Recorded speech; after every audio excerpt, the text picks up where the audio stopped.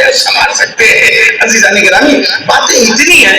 मैं आज जिस हदीस को देख करके आया हूँ और जिसको पढ़ने का दिल कह रहा है, जिसको मैंने शुरू नहीं किया है, वो हदीस ये है कि जिसमें मोमिन की 60 सिफत बयान की गई है। 60 सिफत, एक मोमिन के अंदर ये 60 सिफत होनी चाहिए। 60 में से 6 भी हो जाए ना, बहुत है हम लोगों के लिए। जो कीजिएगा, दुनिया में जब हम खेती के लिए निकलते हैं तो पहले हम देखते हैं कौन सी खेत, कौन सा खेत है और उसमें खेती कौन सी करनी है। और जो कीजिएगा, कौन सा खेत है, उसमें खेती कौन सी करनी है, उस खेती में उस बीज के कबूल करने की सलाहियत है कि नहीं। बार दफा हमारे अमाल बिल्कुल सही सालिम बीज की तरह बर्बाद हो जाते हैं। बहुत सी नेकियां हम करते हैं लेकिन वो नेकियां बर्बाद नहीं हो जाती है। वैसे ही जैसे आधार बो दी जाए धरती में, जिस खेत में पानी लगता हो, कभी भी बीज में कमी नहीं थी। एक नंबर का बीज था, गारंटेड था, और जो कीजिएगा गारंटेड था, लेकिन जमीन नहीं सही थी। करना क्या पड़ता था, जमीन सही थी। ऊंची जगह पे लेकर के गए, खेत जुताया, जुताने के बाद दाना छीट करके चले आए। इत्मीनान से बैठे हुए हैं कि अब तो अरहर मिल ही जाएगी, अब तो 1 साल वाली होती है। पहले तो एक और फसल होती थी तो 5-6 महीने में तैयार हो जाती। हम इत्मीनान से दाना खेत में फेंक करके चले आए। चले आए, अब बताइए क्या हमें मिलेगी? हर बीज का फायदा ये है कि जब उसे खेत और जमीन के हवाले करो तो छुपा दो। छुपाओगे तो उसमें बरकत होगी। और जो कीजिएगा, छुपाओगे तो बरकत होगी, छुपाओगे बरकत होगी। अच्छा, अगर नहीं छुपाए तो क्या होगा? अगर नहीं छुपाओगे ना, आवारा परिंदे चुग जाएंगे। भाई जरा गौर कीजिएगा, आवारा परिंदे चुग जाएंगे।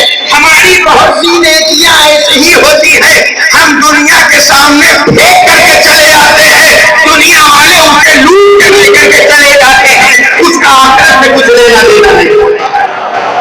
इस समाज भैया रोहन भगवान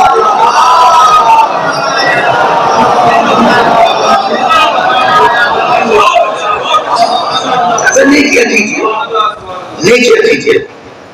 और कभी कभी ये होता है ना कि आप, अच्छा एक खासियत बता दो ताकि मौजू से हमारे रब्त हो जाए। अब हमने जब छुपाया, एक मुंह से छुपा दिया, दाने को हमने छुपा दिया, बीज को हमने छुपा दिया, छुपाने के बाद हमने नतीजा हासिल होता।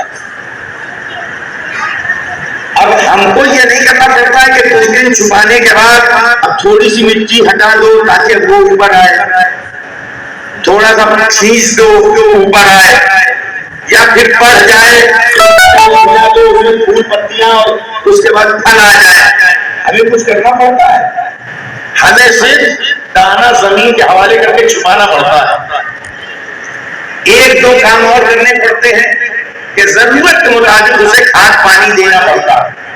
तवज्जो कीजिएगा ना, जरूरत के मुताबिक, न लिमिट से ज्यादा न लिमिट से कम। तवज्जो कीजिएगा भाई, मैं इसी को अभी आम इस्तिलाह में कहूं तो इंशाल्लाह आप समझ जाएंगे। न लिमिट से ज्यादा न लिमिट से कम। अल्लाह ने किसी बंदे को इसीलिए मजबूर नहीं बनाया कि तुम्हें कितनी इबादत करनी है, जितनी तुम्हारी ताकत है बस लिमिट भर अपने वाजिबात को भी पूरा कर ले जाओ। हराम कामों से अपने आप को बचाते चले जाओ। हराम कामों से बचाना ऐसे ही है ना, कभी कभी सुबह रहता है खाली, जबकि धान में रोग लग जाएगा तो उससे पहले ही से उसके ऊपर कीटनाशक डाल दिए जाते हैं।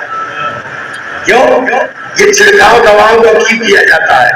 ताकि रोग न लगे, ताकि रोग न लगे, वरना वो उसके लिए खेती के लिए लाजमा नहीं है।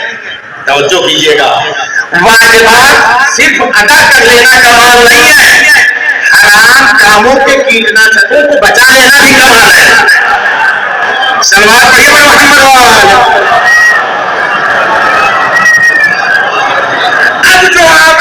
छुपाया, अब किसका काम है उसको ऊपर ले जाना? पखिया सारे मराही को, हम तो छुपा के आए थे ना दाना। किस दाने को अंकुरित किसने किया, फिर उसे दरख्त किसने बनाया, फिर किसने उसमें फूल पत्तियां दी, फिर किसने उसमें फल अता किए जो हमें चाहिए थे। जब हमने उसको छुपा दिया, अल्लाह ने उसे जाहिर कर दिया। तवज्जो कीजिएगा, हमारा काम छुपाना है, नेकियों को छुपाना है, अल्लाह का काम उसकी नेकियों को जाहिर करना है। अब ये न सोचिए कोई नेकी करके कोई कुछ नहीं कर रहा है कि हमने क्या किया, हमने ये कर दिया, हमने वो कर दिया, कोई हमारी तारीफ ही नहीं कर रहा है कि इतनी नेकी करके चले गए। न जाने कितनी ऐसी मरहूम की खूबियां मैं जानता हूँ वो करके चले गए। अब अल्लाह ये इंतजाम कराएगा, और जो कीजिएगा करके मरहूम नेकियां गए। अब मरहूम को इसका गम नहीं कि मैंने वो नेकियां करके छुपा दी, उनका काम था नेकियों को छुपाना, अल्लाह का काम है जाहिर करना। तवज्जो कीजिएगा, अब ये नेकियां जाहिर कैसे होती? शुक्रिया जनाब ज़ैनब का, नेकियों को जाहिर करने के लिए मजलिसें रखी गई, मोमिनीन आ रहे हैं, हर एक कह रहे हैं बच्चों बड़े अच्छे थे, बड़े अच्छे थे, बड़े अच्छे थे, बड़े सच्चे थे, बड़े मोमिन थे, हरदम हंसते रहते थे, हरदम अच्छी नर्म जुबान से गुफ्तगू किया करते थे, घर वालों का ख्याल रखते थे, कसीरुल हयाल हो करके भी पूरे घर का मैनेजमेंट साथ में रखना, ये एक मोमिन की पहचान है। सलमान भैया मोहम्मद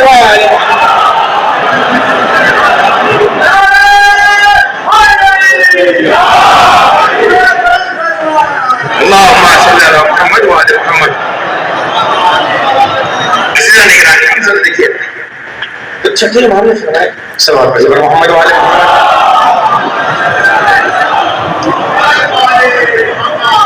मोमिन ज़बानी मत बनना, ज़बानी मोमिन मत बनना। जैसे ज़बानी मुसलमान भी बहुत है, ज़बानी इंसान भी बहुत है। इंसान के यहाँ पैदा हो गए तो समझते हैं इंसान,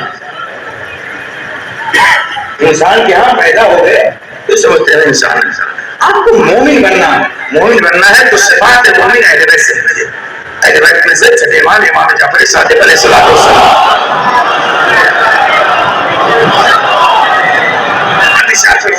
अल-मुमिनु अशद्दु मिन ज़ुहरिल हदीद, मोमिन लोहे से ज्यादा मजबूत, मोमिन लोहे से ज्यादा मजबूत होता है। आखिर मोमिन के अंदर कौन सी मजबूती पाई जाती है जो लोहे से ज्यादा मजबूत हो? इमाम ने तशना नहीं छोड़ा, आगे खुद बताया इज़ा अहरक़हुन्ना यतग़य्यर, तब मोमिन लोहे से ज्यादा मजबूत होता है। क्यों? रीज़न वजह, इज़ा अहरक़हुन्ना यतग़य्यर, इसलिए लोहे से ज्यादा मजबूत होता है कि जब लोहे को आग के हवाले किया जाता है लोहा अपना रंग बदल लेता है। भाई समझिए जरा, जैसे ही लोहे को आग के हवाले किया जाता है लोहा अपना रंग बदल लेता है।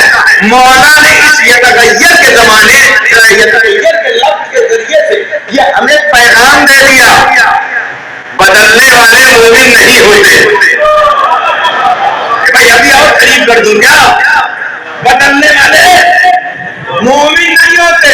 हमने बदलने वाला एक जानवर देखा है, अरे ऐसे बदलने वाला नहीं, रंग बदलने वाला।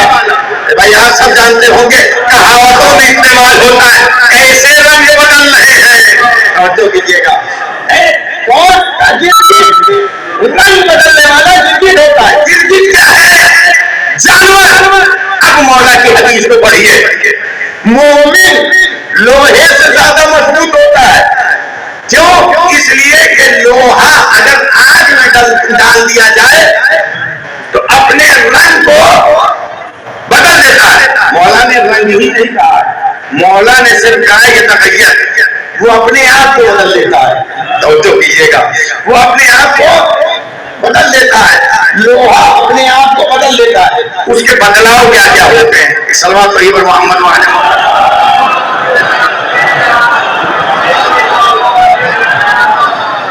बहुत से लोग इस चीज से वाकिफ होंगे, जो वाकिफ नहीं है अभी बस 8-10 दिन में अपना हसुआ लेकर के जाएंगे, है ना, लोहे का होता है ना, लोहार के यहाँ जाए, लोहे की खासियत बदलता कैसे है और बदलने की उसकी पोजीशन क्या होती है।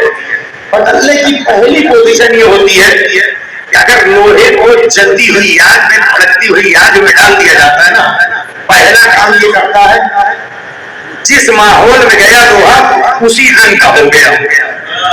ये भाई जरा देखिएगा, समझिए मैं बात कहना चाहता हूं, मैं ज्यादा वजाहत नहीं करना चाहता वरना मजलिस मुलानी हो जाए कि मैं जिम्मेदार नहीं आप लोग।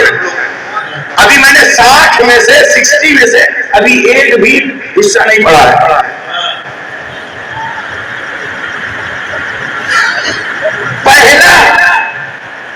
पहली तब्दीली क्या होती है लोहे की, जिस माहौल में गया उस माहौल का हो गया। भाई आप जरा गौर कीजिएगा, लोहे की खासियत, आग में गया, आग का कलर लाल, तो उसने क्या किया, वो भी लाल हो गया, है ना। उसके बाद जैसे ही आग में वो गया, पहली पहचान उसके रंग का हो गया। दूसरी पहचान, लाल होते ही उसकी शक्ति खत्म हो गई। जिधर चाहो जैसा चाहो पीट के बदल लो। अरे भाई जरा लफ्जों की कदर कीजिएगा, जैसा चाहो जिधर का चाहो उसे घुमा लो। तवज्जो कीजिएगा, जैसा चाहो जिधर का चाहो घुमा लो। अब जगह बात ये हदीस को सुनाता हूं, फिर इसको जोड़ता हूं। आप फरमाते अल-गज़ब मिफ्ताह कुल्ले शर, गज़ब गुस्सा हर बुराई की चाबी है। गज़ब और गुस्सा हर बुराई की चाबी है, हर बुराई की चाबी है। अब लोहे को याद रखिएगा, अब गज़ब को याद रखिएगा। गज़ब की हालत में गुस्से की हालत, किसी को कैसे आप समझते हैं कि ये गुस्से में आ गया। पहली पहचान, चेहरा लाल हो जाता है। भाई जरा गौर कीजिएगा, बहुत बड़ी बात है। उसका चेहरा लाल हो जाता है, गुस्से की पहली पहचान। क्यों? हर बुराई की चाबी है गुस्सा, ताकि उसका रंग बदल जाता है, उसका रंग बदल जाता है। और जिस वक्त कोई गुस्से में हो, बस जरूरत है खाना मारने की, हमें यार गुस्से से काम नहीं चले तो 4 लगा दो। यही हालात पैदा होते हैं ना, जब कोई गुस्से में आ जाए, यानी उसका चेहरा बदल जाए, उसका रंग बदल जाए, उसके चेहरे पर सुर्खी आ जाए, जिधर चाहो उधर मोड़ दो, जिसको चाहो 2-4 सलवाते सुनवा दो, जिसे चाहो पिटवा दो, जिसे चाहो मरवा दो। गुस्से के आलम में जिधर चाहो उधर मोड़ दो। मोमिन की पहचान यह है कि वो बदलता नहीं, बदलने वाला लोहा होता है। लोहा रंग भी बदलता है, रंग भी बदलता है। मोमिन रंग बदलता है, रंग बदलता है।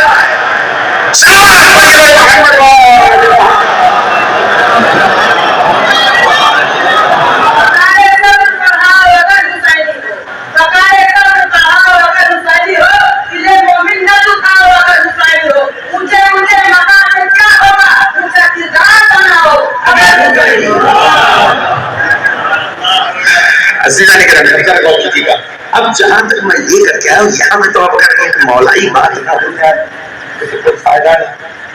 अब आप कहेंगे छठे इमाम कह रहे हैं अल-गज़ब मिफ्ताह कुल्ले शर, गुस्सा गुस्सा हर बुराई की चाबी है। यानी अगर गुस्सा आया तो कुछ ना कुछ तो बुराई आई, है ना। गुस्सा आया तो कुछ ना कुछ बुराई आई। गुस्सा आया, गज़ब आया, लफ्ज में इस्तेमाल कर रहा हूं, गज़ब आया तो कुछ ना कुछ बुराई आई। यहां पे कुछ लोग हो सकता है सवाल कर रहे हैं, मौला को एक जंग में गुस्सा आया था, किसी मलून ने बेअदबी कर दिया था जब मौला सीने पे सवार, तवज्जो कीजिएगा, तो उस वक्त मौला को गुस्सा आया था। मैंने कहा कि अगर गुस्सा आ गया होता तो वही मार देते, उतरते ना। तवज्जो कीजिएगा, अली का अपने दुश्मन के सीने से उतर जाना ये पैगाम था। अली गुस्से में कोई काम नहीं करता। सलमान प्रिय मोहम्मद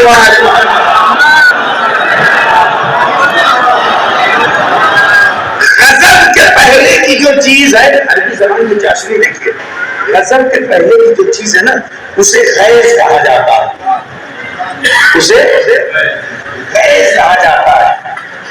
गजब तो गजब का होता है। अब इससे ज्यादा मैं और क्या बयान करूं, गजब तो गजब का होता है। गजब के पहले जो चीज है वो क्या है, गैज़। गैज़ वो कैफियत होती है, उस हद का नाम है कि इस हद से अगर बढ़ जाए आदमी तो गजब हो जाएगा। और जो कीजिएगा, गैज़ की हालत में अगर आदमी तजावुज कर जाए, तवज्जो कीजिएगा, मौलाइयों का मजमा है, तो गजब हो जाएगा। जनाब अब्बास को करबला में गजब नहीं आया था, गैज़ आया था। तवज्जो कीजिएगा, गैज़ आया था। गैज़ उस कैफियत का नाम है कि जिसमें इंसान को जोश आ जाए, और जोश जब अपनी हदों से तजावुज कर जाता है इंसान होश खो बैठता है। अब्बास का कमाल यही था, गजब के आलम में अपने होश में थे कि मैं इमाम की इताअत में हूं। सलवात भैया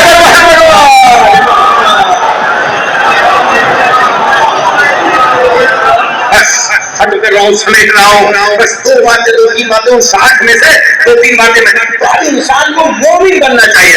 अल्लाह ने फरमाया मोमिन लोहे से ज्यादा मजबूत होता है, वो कभी बदलता नहीं, इसलिए कि लोहे को अगर डाल दिया जाता है ये बदल इन्नल मोमिन ला यतगय्यर, लेकिन मोमिन बदलता नहीं है, मोमिन बदलता नहीं है। 35 मिनट मेरे पूरे हो गए, बस 5-6 मिनट की और जहमत है, उस में खत्म कर रहा हूं। बहुत सी बातें थी, मोमिन बदलता नहीं है। आखिर वो मोमिन, उसके अंदर क्या क्या पाया जाना चाहिए, बहुत इत्मीनान से और आसानी से कैसे ये मोमिन बनता है। हम लोगों को एक हदीस ने बांध रखा है, बिल्कुल सच्ची और पक्की हदीस है, जो इससे हट गया वो काफिर हो जाएगा।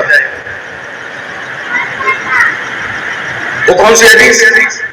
आप मोमिन हैं? हाँ हैं। क्यों? इसलिए कि रसूल ने फरमाया या अली हुकुक का ईमान, अली तुम्हारी मोहब्बत ईमान है। जिसके पास ईमान होता है उसे मोमिन कहा जाता है। लेकिन ईमान की भी अपनी खुसूसियतें होती है। ईमान के जो शराइत होते हैं कि अगर वो तमाम शराइत इकट्ठा हो जाए किसी में तो उसे मोमिन कहा जाता है। एक शर्त फॉलो कर लेने से, मिसाल के तौर पे कोई एग्रीमेंट हो रहा है कहीं पे, किसी चीज का जमीन जायदाद प्रॉपर्टी किसी कंपनी में या किसी नौकरी में, 7-8 शर्तें लगाई गई हैं।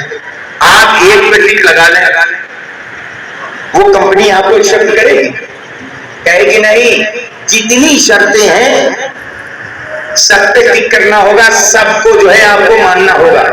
मोमिन सिर्फ अली की मोहब्बत से हो जाएंगे? ईमान के भी अपने तकाज़े हैं, तवज्जो कीजिएगा। उन 60 में से 2-3 सिर्फ मैं सुनाई देता हूं। मौला कायनात अमीरुल मोमिनीन अली इब्न अबी तालिब अलैहिस्सलाम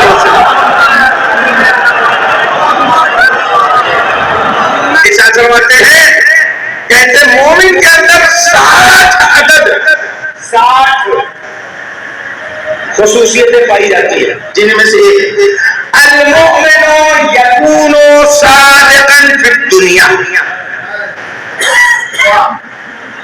मोमिन की पहली पहचान और सिफत यह है दुनिया में वो सादिक होता है, सच्चा होता है। मोमिन दुनिया में सच्चा होता है। सच्चा का मतलब झूठ नहीं बोलता, हालात चाहे जैसे हो जाए। 10 रुपए के फायदे के लिए ईमान नहीं बेचता। छोटी मोटी दुकान है, खाली हल्ला हो गया कि प्याज का दाम महंगा हो गया, 5 रुपया रेट बढ़ा, 10 रुपए यहाँ बढ़ा दिया कि वहां से लाने का इतना लगता है जौनपुर से यहाँ तक मंडी का, है ना। उसके लिए इतनी कस्में खाई, इतनी कस्में खाई, इतनी कस्में खाई। अल-अमान, दुनिया में जब तक है मोमिन सादिक रहता है, झूठ नहीं बोलता है। दूसरी पहचान वराइयत खल्क, दूसरी सिफत मोमिन की अपने दिल का चरवाहा होता है। इसी पे मैं खत्म कर देता हूं। दिल का चरवाहा होता है बहुत से। दिल के चरवाहे का मतलब क्या? चरवाहा क्या करता है? रखवाली करता है। ये बताइए, चरवाहा, राई कहते हैं चरवाहे को, चरवाहा जानवरों को हटा के लेकर के जाता है या जानवर चरवाहे को लेकर के जाते हैं? आखिरी पैगाम है। मौला ने ये नहीं कहा कि मोमिन की एक पहचान है कि जिसका दिल उसका चरवाहा हो, ये नहीं कहा। अभी बात नहीं हुई और वजाहत करना।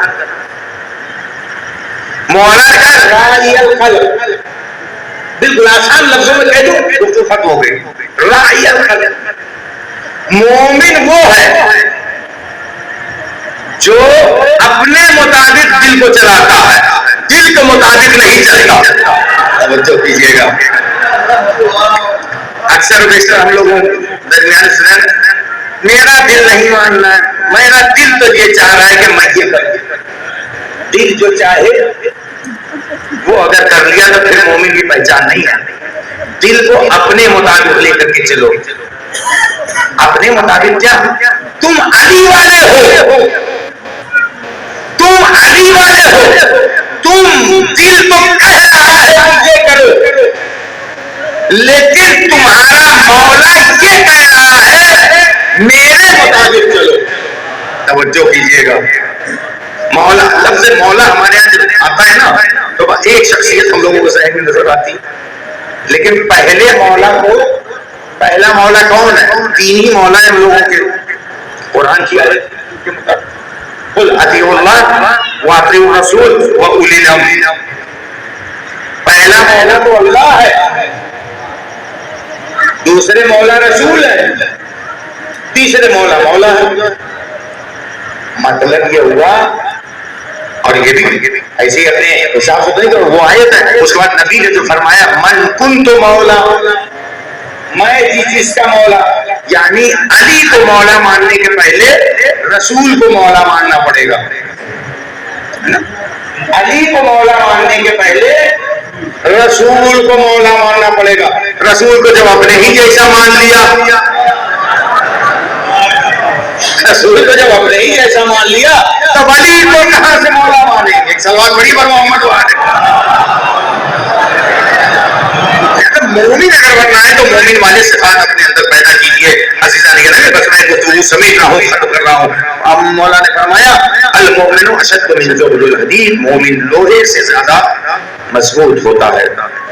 इसलिए कि लोहे को जब हाथ के हवाले किया जाता है तो बदल जाता है, लेकिन मोमिन बदलता नहीं है। अब उसके आगे का जुमला आप फरमाते हैं इन्नल मोमिन ला यतगय्यर। इसके पहले का जो जुमला है कि आप फरमाते हैं इज़ा कुतिला सुम्मा नुसिरा सुम्मा कुतिला सुम्मा नुसिरा सुम्मा कुतिला सुम्मा नुसिरा लम यतगय्यर। मौला ने 3 बार कहा मारा जाए मोमिन को, फिर जिंदा किया जाए, फिर मार दिया जाए, फिर जिंदा किया जाए, फिर मार दिया जाए, फिर जिंदा कर दिया जाए। अगर मोमिन मोमिन है फिर भी वो बदलेगा नहीं। जो कीजिएगा, मोमिन मोमिन है तो बदलेगा नहीं। वो जहां था वहीं रहेगा। जिंदा था तब भी हक, मर गया तब भी हक। तवज्जो कीजिएगा, जिंदा था तब भी हक, मर गया तब भी हक, मर गया तब भी हक। हम कहेंगे कोई मिसाल तुमने कहा मौला को नहीं देता, जिंदा थे तब भी कुरान के साथ, शहीद हो गए तब भी कुरान के साथ। तवज्जो कीजिएगा, जिंदा थे तब भी कुरान के साथ, शहीद हो गए तब भी। वो तो मौला थे। वो तो कीजिएगा, वो तो मौला थे। मैंने कहा वो मौला थे, हुर कितने देर का मोमिन था, हुर कितनी देर का मोमिन था। अब भैया हुर कब बोला, हुर कब कहा था। मैं तुम्हें याद नहीं, हुसैन का आखिरी वक्त अदाल का चला है, हुसैन का आखिरी वक्त चलते चलते तो आगे जहां छोड़ के लाशें पड़ गए, कहा उठो मेरे शेरों, उठो मेरे शेरों। उन लाशों में हुर का भी था, हुर भी था उन लाशों के दरमियान।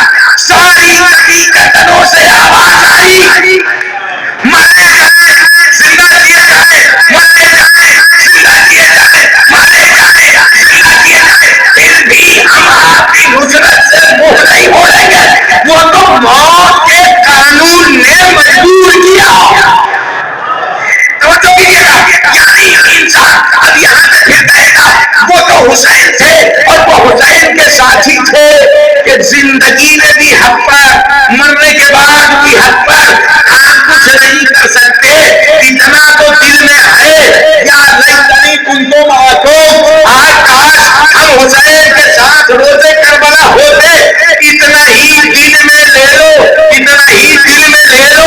मौत का कानून अगर तुम्हें अपनी गिरफ्त में ले लेगा, तुम मर जाओगे, कब्र में लिटाया जाएगा, तुम्हारे हक पर होने की गवाही मोमिनीन देंगे।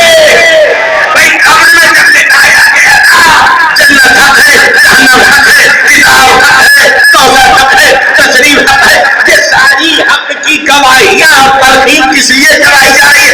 कहा कि और भी करीब लेकर के आओ।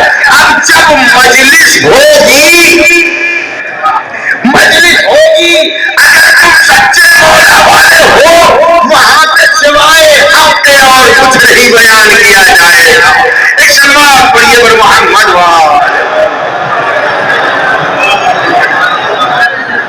अगर सच्चे मोमिन बनिए।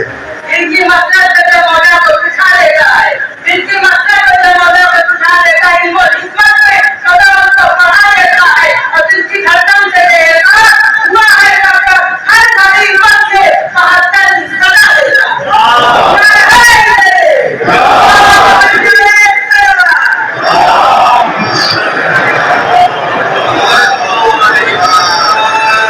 होना तो ये चाहिए था कि इमाम हुसैन इस्लाम तक पहुंचे थे शोधा के लाशे के पास, कहते थे दुश्मनों रुक जाओ, हमारे इतने लोग मारे गए हैं, कुछ देर बैठ करके हम रो लें, इनका आंसू बहा ले।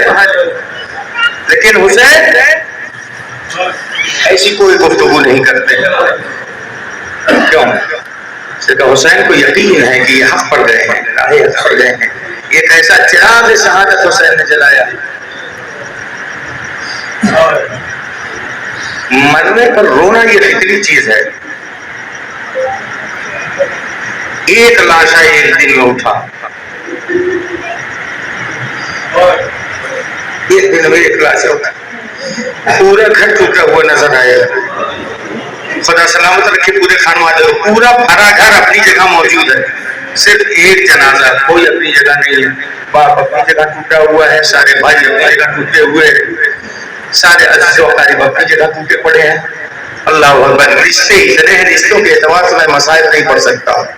खुदा रहमत फरमाए, बहुत नेक आदमी थे, मैंने बहुत करीब से देखा।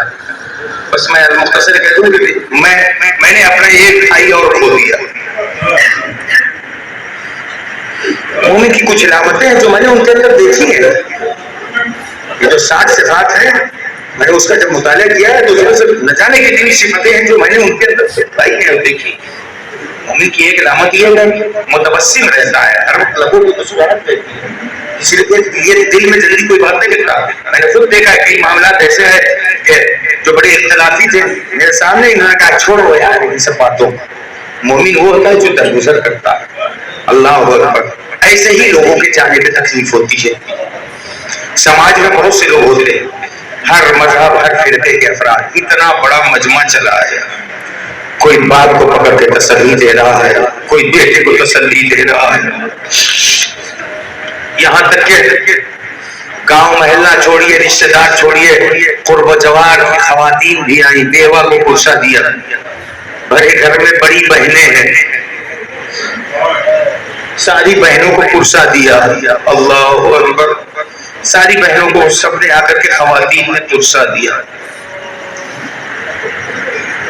मैं कहां से शुरू करूं मसाइब को? मसाइब वो गोशे मैं ज्यादा नहीं बयान कर सकता।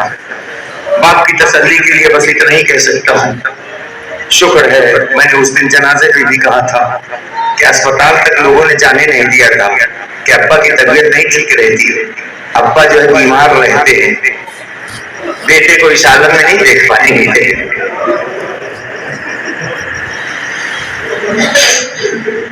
आपको किसी ने रोका भी नहीं था कि जनाजे में न चाहिए, लेकिन संभाला था सिर्फ कि ज़ईदी में जवान का लाशा है।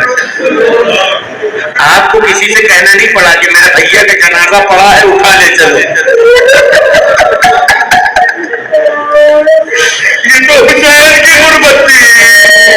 अरे बड़ी कोशिश की कि अकबर का जनाजा उठा ले, हुसैन का जनाजा न उठ सका। ये बड़ी हाशिम के बच्चों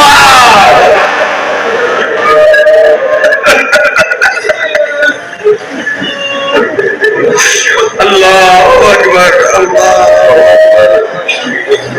अल्लाहु अकबर।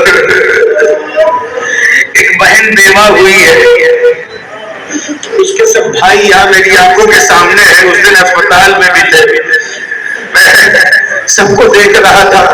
राजू भाई के चेहरे पे मैं देख रहा था, बच्चे भी छोटे हैं, मौलवी साहब, बहन का सुहाग उजड़ रहा था।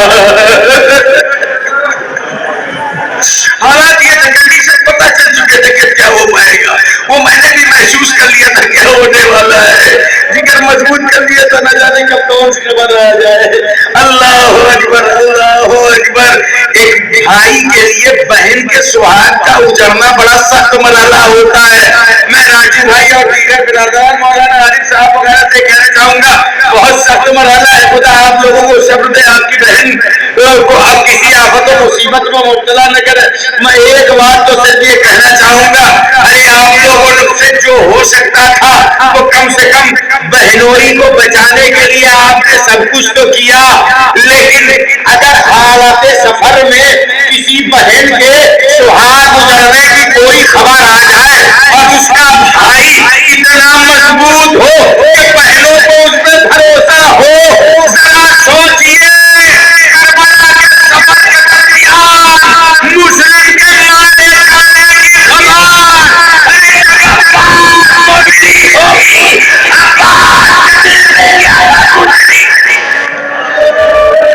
अल्लाहु अकबर, अल्लाहु अकबर। जज़ाकल्लाहु खैर। खुदा को कोई गम न दे सिवाय आले मोहम्मद के। हाँ, बस एक मरहला मैं पढ़ना चाहता हूँ। खुदा बेटे को सब्र अता फरमाए, खुदा इन बच्चों के रिज़्क़ रोज़ी में इजाफा फरमाए। जिस तरीके से पहले ये घर चलता था, खुदाया उस घर में बहुत सारी खुशियां अता फरमा। खुदाया इस बच्चे को आप जरा देखिए, जरा देखिए कितना बेकरार है, कितना बेकरार है। सबकी निगाहें आतिफत और मेहरबानी इसकी तरफ है। मैंने परसों की बात, बहुत खुशनसीब हो, कितने लोग तुम्हारे आसपास मौजूद हैं। सैयदे दर्जात की तन्हाई याद रखो, सारा गम खत्म हो जाएगा कि हमारे साथ कुछ नहीं हुआ। हाँ, बस एक महीना भाई लोग बहुत बेकरार है। हर भाई को मैंने देखा जनाजे के वक्त, हर भाई का हाल ये था, कमर पे हाथ रख लेता था। अरे जब कोई रोते हुए कमर पे हाथ रखता है ना, मुझे हुसैन का रोना याद आता है।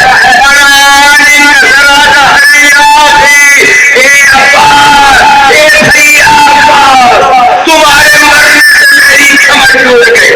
बस आखिरी जुमला गुफ्तगू खत्म करना चाहता हूँ। माशाअल्लाह से मरहूम की 8 महीने जिस वक्त जनाजा उठ रहा था ना, एक अजीब कोहराम बरपा था। 8 महीने थी, 8 महीने थी। कुछ बहनें तो साथ में अस्पताल तक थी, साथ में अस्पताल तक थी। कुछ बहनों ने तो वो भी देखा जब ताबड़तोड़ अटैक आया, भाई अपनी जगह पे उछल रहा था। उस मंजर को भी देखा, बहनों ने सिर्फ ये मंजर देखा कि उनको तकलीफ थी, अपनी जगह तड़प रहे थे, तड़पता देखा है, कोई शर्म नहीं देखा। आखिरी मंजिल खत्म कर दिया, कसम खुदा की बहुत रोएंगे। बहनों ने सिर्फ तड़पता हुआ देखा है,